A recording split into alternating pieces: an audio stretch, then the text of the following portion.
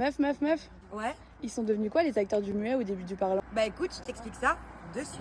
Dans les années 20, les acteurs du cinéma muet sont de véritables légendes. Leur visage est projeté partout dans le monde sans dire un mot. Mais en 1927, le film The Jazz Singer sort au cinéma. Le premier long métrage parlant. Et là, c'est la panique. Si tu aimes l'histoire, n'hésite pas à t'abonner car je sors une vidéo par jour. Les micros étaient capricieux, les voix des acteurs parfois ridicules tout simplement, et certaines stars avaient un accent très important ou un jeu beaucoup trop théâtral pour tout simplement prendre la parole. Clara Bow, par exemple, une des plus grandes actrices du cinéma muet, avait une voix de New York beaucoup trop nasillarde, ce qui a littéralement foutu en l'air sa carrière. Norma Talmadge, elle a disparu des écrans. John Gilbert, Hollywood a saboté son retour au parlant. Mais il y en a un seul qui a résisté à tout ça, vous le connaissez, Charlie Chaplin. Il a tout simplement ignoré le cinéma parlant pendant 13 ans. Son Charlot reste muet alors qu'autour de lui, tout le monde parle. Et quand il a finalement parlé pour la première fois, c'était pour un discours contre Hitler. Greta Garbo, elle aussi, a survécu. Hollywood avait très peur que son accent suédois la ruine, et finalement, sa voix grave a fasciné pendant des générations. En fait, le cinéma muet n'a pas vraiment disparu, il a plutôt été englouti par la nouveauté. En 3 ans, la majorité des stars du cinéma muet avaient disparu de l'écran. Et des centaines de films ont été jetés, perdus à jamais. Donc, les stars du cinéma muet ont été sacrifiées sur l'autel du progrès. Et Hollywood ne regarde